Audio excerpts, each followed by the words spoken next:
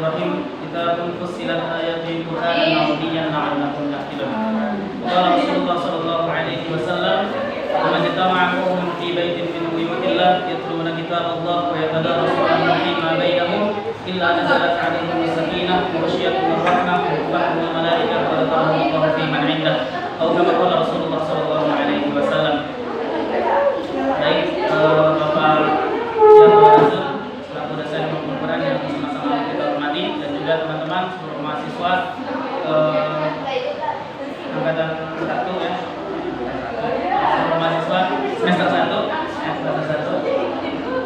yang sama-sama kita hormati. Insyaallah pada kesempatan sore ini kita akan menyampaikan presentasi mengenai munasabah ya, untuk mengkorban tentang ayat-ayat Al-Quran atau nanti bainas suwar.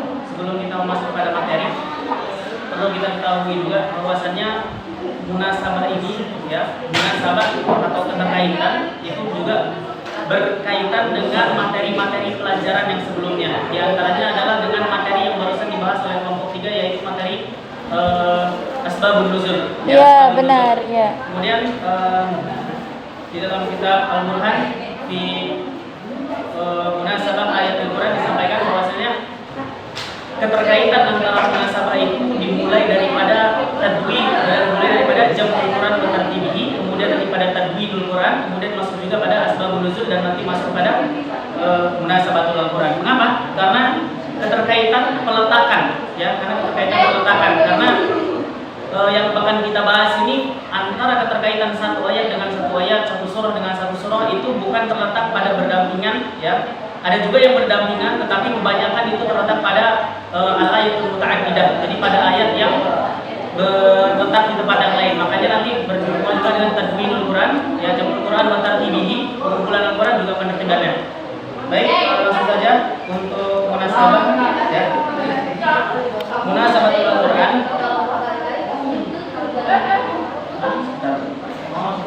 Pengertian Hati-hati ya. Hati-hati. tentang munasabatul Al-Quran. Udah. Yang pertama, pengertian munasabah ya. Secara etimologi, munasabah artinya adalah semakna dengan musyakalah, yaitu artinya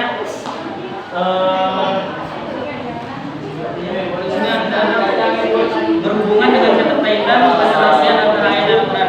Munasabah berasal juga dari kata nasabah yunasibu yang berarti dekat, serupa, mirip, dan rapat. Ya, lebih tepatnya adalah keterkaitan antara ayat dengan ayat yang lain. Ya, al-muqarabah awil musyakalah, kedekatan. Jadi apa yang dimaksud dengan kedekatan dan berhubungan di sini adalah dapat berupa hubungan umum, am atau khas, umum dan khususnya ayat tersebut, kemudian hubungan antara akal, kemudian konsekuensi logis seperti sebab dan akibat pada suatu ayat, kemudian juga hubungan sebanding atau tidak sebandingnya juga antara ayat tersebut. Lebih jelasnya disampaikan oleh Syekh Muhammad Al-Qatan dalam kitab Al-Quran wa ayat fi Al-Quran, wajibul irtibat bainal jumlah wal jumlah fil ayatil wahidah atau bainal ayat wal ayat fil ayatil muta'addidah. Wajibul irtibat, jadi di sini ada keterkaitan antara kata dengan kata dalam suatu ayat, kemudian antara ayat dengan ayat di dalam ayat yang banyak atau ayat-ayat yang berbilang. Apa fungsinya? Ya, nanti akan kita dibahas lebih jelas. Di sini adalah untuk ditakkid. Ya, salah satunya disampaikan oleh Syekh Muhammad Al-Qatan. Keterkaitan antara ayat dengan ayat ini adalah yang pertama adalah ditakkid, untuk penekanan. Ya, untuk penekanan. Kemudian juga bayan, untuk penjelasan. Jadi makna sempurnanya akan lebih jelas, akan lebih sempurna suatu ayat ya, ketika dia dimunasabahkan dengan ayat yang lainnya. Tentunya dengan ayat yang sama temanya ya. Kemudian tafsir, salah satu kegunaan fungsi munasabah adalah untuk penafsiran Al-Quran. Baik, kemudian materi yang selanjutnya adalah bagaimana cara mengetahui munasabah Al-Quran. Sebelum kita mengetahui bagaimana cara mengetahui munasabah Al-Quran, kita juga perlu tahu bahwasannya munasabah itu berbeda dengan asbabun nuzul. Kalau munasabah, keterkaitan antara ayat dengan ayat, antara ayat dengan surat, antara surat dengan surat, itu bersifat tauqifi, bersifat taufiki, bukan tauqifi, tapi taufiki. Taufiki, sesuatu yang itu berbentuk ijtihad daripada para ulama. Berbeda dengan asbabun nuzul. Kalau asbabun nuzul itu bersifat tauqif, ya, tauqifi. Sesuatu yang memang sudah ditetapkan dan tidak bisa berubah atau dirubah. Itu asbabun nuzul, ya, bersifat tauqifi. Tauqifi. Kemudian untuk munasabah itu bersifat tauqifi.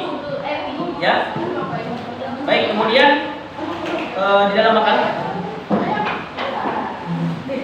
di sini tersebutkan yang pertama kali untuk bagaimana mengetahui munasabah adalah harus diperhatikan tujuan pembahasan suatu surat yang menjadi objek pencarian. Kemudian memperhatikan uraian ayat-ayat sesuai dengan tujuan yang dibahas dalam surat. Kemudian menentukan tingkatan uraian itu apakah ada hubungan atau tidak. Yang keempat, dalam mengambil kesimpulan hendaknya memperhatikan ungkapan-ungkapan bahasa dengan benar dan tidak berlebihan. Baik, dapat kita ambil kesimpulan dari sini bahwasanya, ya, yang harus diperhatikan di sini ada pertama materi pembahasan, kemudian ada uraian ayat, kemudian ada tujuan, kemudian tingkatan bahasa Arabnya.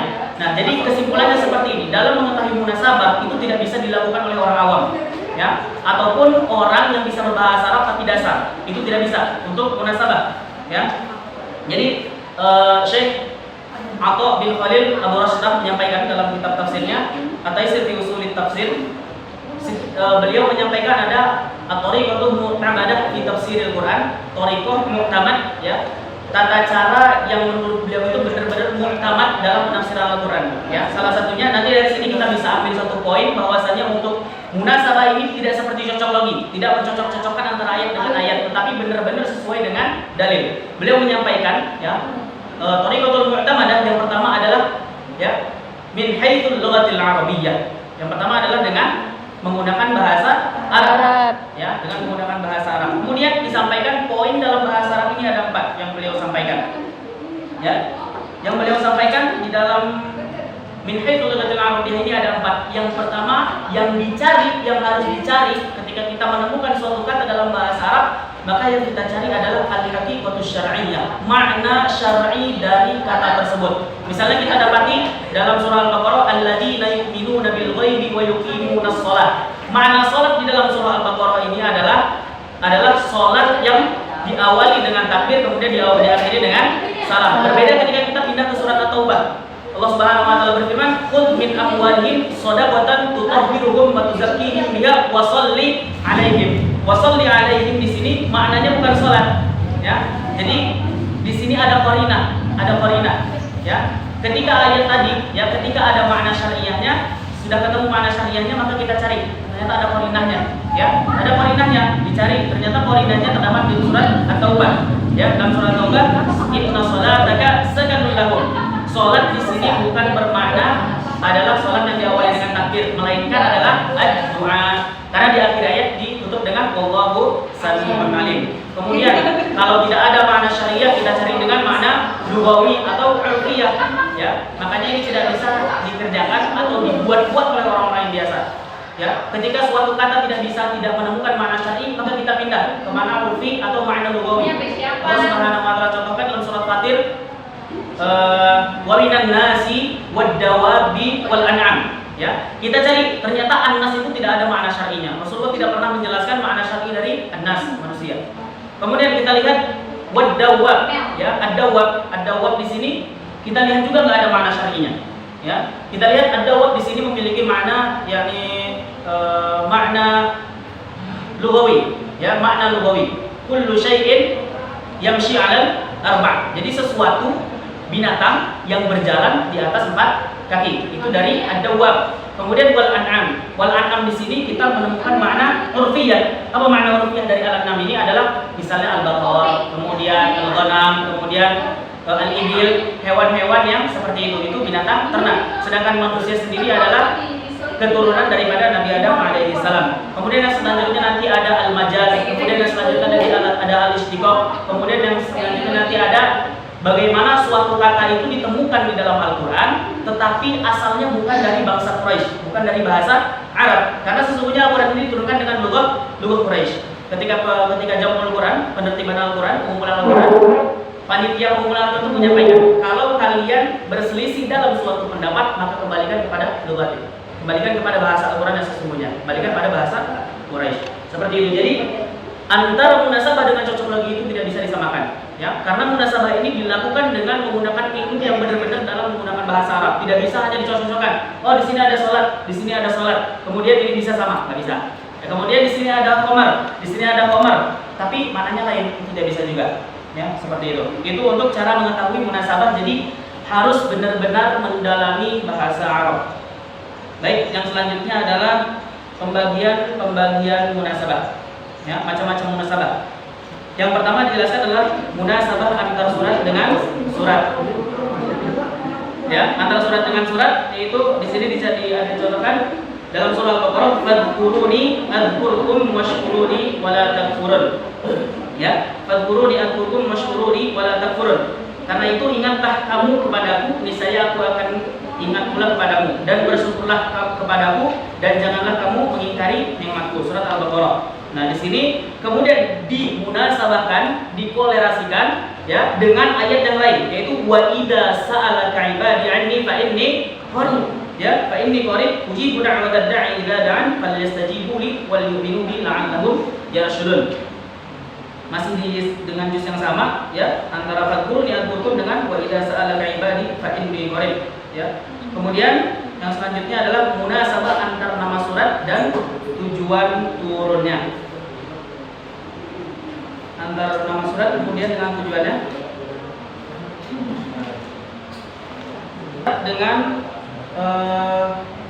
Dengan kandungan isinya, ya. Dengan tujuan turunnya kalau di sini, kemudian ada juga yang dengan tujuan dengan kandungan isinya, ya. Seperti dicontohkan ya di dalam suratul Ikhlas, ya, di suratul Ikhlas. Jadi antara nama dengan tujuan isinya. Kalau kita baca surah Al-Ikhlas itu tidak ada kalimat Al-Ikhlas. Berbeda misalnya kita nanti baca surat Al-Baqarah, itu ada kalimat Al-Baqarah di juz 1 ya. Nabi Musa memerintahkan untuk menyembelih Al-Baqarah. Ya, kemudian nanti di surah Al-Imran ada juga kata Al-Imran. Kemudian di surah An-Nisa banyak pula kata An-Nisa dan seterusnya. Kalau di surat Al-Ikhlas ini ya, jadi korelasi antara nama surat dengan kandungan isinya. Kalau kita cari kata Al-Ikhlas tidak ada dalam surat itu. Tapi di situ menyampaikan bagaimana tentang at-tauhid, ya, bagaimana beribadah kepada Allah Subhanahu wa taala dan kaifiyah salah satu beribadah kepada Allah Subhanahu wa taala dengan al-ikhlas, dengan ikhlas kepada Allah Subhanahu wa taala. Kemudian yang selanjutnya adalah munasabah antar satu kalimat dalam satu ayat. Munasabah antar dalam satu kalimat dalam satu ayat. Jadi dalam satu ayat itu terdapat beberapa kalimat dan di situ juga terdapat munasabahnya. Nah, dalam contohnya ada fa'il lam taf'alu. Ini ketika Allah Subhanahu wa taala menantang orang-orang musyrik untuk mendatangkan Al-Qur'an yang serupa. Fa'il lam taf'alu walan taf'alu. Ya, maka enggak bakal bisa. Kalau kalian enggak bisa mendatangkan, ya udah, kalian itu pasti enggak bakal bisa. Maka ini tidak bisa dihilangkan salah satunya. Tetap berkorelasi, tetap ada hubungannya. Fa'il lam taf'alu walan taf'alu. Di sini bentuknya adalah at-ta'kid, keyakinan. Kemudian antar nama surat dan tujuan turunnya. Baik, di sini ada munasabah antar nama surat dan juga tujuan turunnya. Seperti misalnya disampaikan pula dalam surah Yusuf, ya. Nama surahnya Yusuf, kemudian disampaikan dengan tujuan turunnya. Jadi ketika kita membaca surah Yusuf, ya, di situ dari awal cerita saja, dari ayat yang ketiga itu sudah dimulai dengan cerita Nabi Yusuf sampai di akhirnya, ya, sampai di akhirnya. Apa tujuan daripada penurunan surah Yusuf ini? Disampaikan bahwasanya di situ bagaimana nasihat-nasihat ya untuk seluruh anak-anak muda, ya, anak-anak muda yang sedang pertama menghadapi syahwatnya, kemudian bagaimana kecerdasan Nabi Yusuf, kemudian bagaimana pendidikan orang tua terhadap anaknya, ya, kemudian bagaimana ketika dia sungguh-sungguh dan akhirnya mencapai apa yang dia mimpikan. Karena sesungguhnya ayatnya menyampaikan mimpimu ini akan terwujud, dan melewati mimpi itu adalah dengan sebuah proses dan akhirnya terwujud. Seperti itu. Kemudian antar ayat di dalam satu surah, ya, antar ayat di dalam satu surah.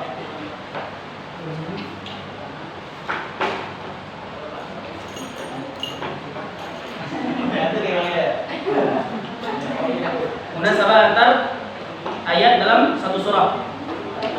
Munasabah antar ayat dalam satu surah. Kita lihat di dalam surah Al-Mu'minun, Allah Subhanahu wa taala berfirman, "Qad aflahal Mu'minun. Antara ayat dalam satu surah. Allah buka surat Al-Mu'minun dengan qad aflahal mu'minun. Kemudian Allah Subhanahu wa taala tutup dengan la yuflihul kafirun. Ini munasib, ya, munasib. Sesuai Allah Subhanahu wa taala buka sesungguhnya beruntunglah orang-orang yang beriman. Kemudian Allah tutup surat ini dengan la yuflihul innahu la yuflihul kafirun. Sesungguhnya tidak beruntunglah bagi orang-orang yang kafir. Kemudian yang selanjutnya adalah munasabah penutup ayat dengan isi ayat tersebut. Ya, misalnya ada disampaikan juga dalam tabarakallahu ahsanul khaliqin, yaitu kemudian disambungkan dengan tsumma khalaqna nutfata 'alaqah. Ketika disampaikan tabarakallahu ahsanul khaliqin, maka Maha Suci Allah yang telah menciptakan segala ciptaannya dengan sempurna. Kemudian Allah Subhanahu wa taala sambungkan tsumma khalaqna nutfata 'alaqah.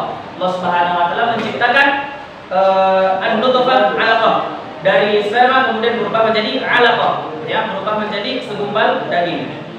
Kemudian yang terakhir adalah awal surat dengan akhir surat. Munasabah antara awal surat dengan akhir surat. Allah Subhanahu wa taala sampaikan di dalam surah Al-Waqiah ayat terakhir, fasabbih bismi rabbikal azim. Dalam akhir surah Al-Waqiah maka fasabbih, maka pujilah Tuhanmu bismi rabbikal azim, dengan pujian yang paling agung. Kemudian di awal surah Al-Hadid, sabbaha lillahi ma fis samawati wa ma fil ardh. Jadi berkorelasi. Di akhir surah Al-Waqiah disuruh memuji, masuk kepada surah Al-Hadid, sabbaha lillahi ma fis samawati wa ma fil ardh.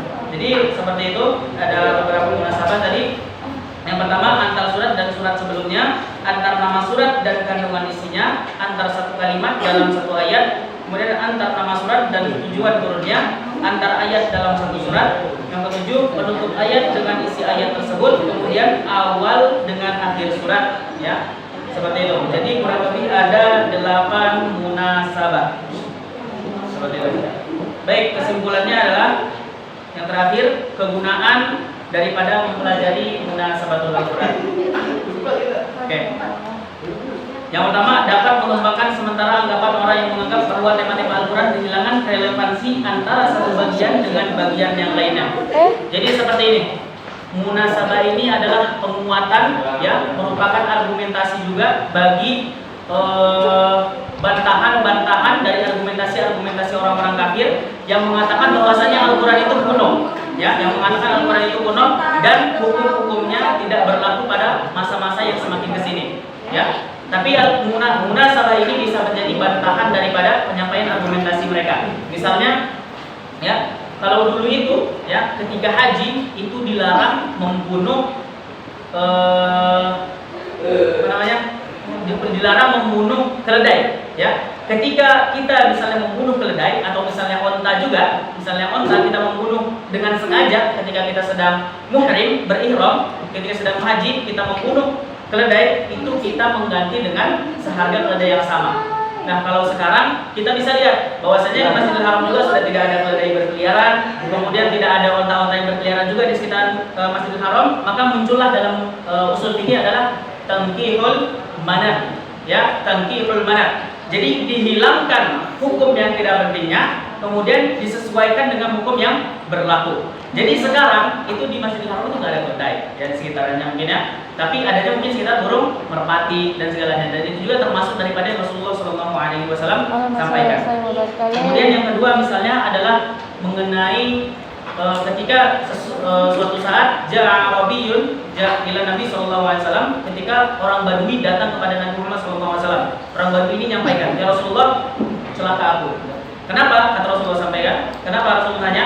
Karena aku telah menggauli istriku di siang hari bulan Ramadan, ya, di siang hari bulan Ramadan. Lalu Rasulullah SAW menyampaikan, dia mendapatkan kafarah ummah, mendapatkan denda yang besar daripada kelakuan dia tadi, ya. Lantas kita lihat di sini, disinilah fungsinya tankihul manat, ya. Jadi Rasulullah SAW memberikan hukuman kepada Arab Badui tadi, kamu harus membayar denda atau puasa 2 bulan atau memberi makan 60 anak yatim, ya. Kemudian Rasulullah bilang seperti itu, kemudian nyampaikan ke orang Badui, Rasulullah, saya puasa 1 bulan aja masih begini, apalagi 2 bulan. Kemudian oke, ya sudah, kamu memberi makan 60 anak yatim. Bagaimana Rasulullah saya memberi makan mereka? Bahwasanya saya juga orang termiskin daripada kampung tersebut. Kemudian Rasulullah mengambil sebuah kurma, ya sudah, ini buat kamu.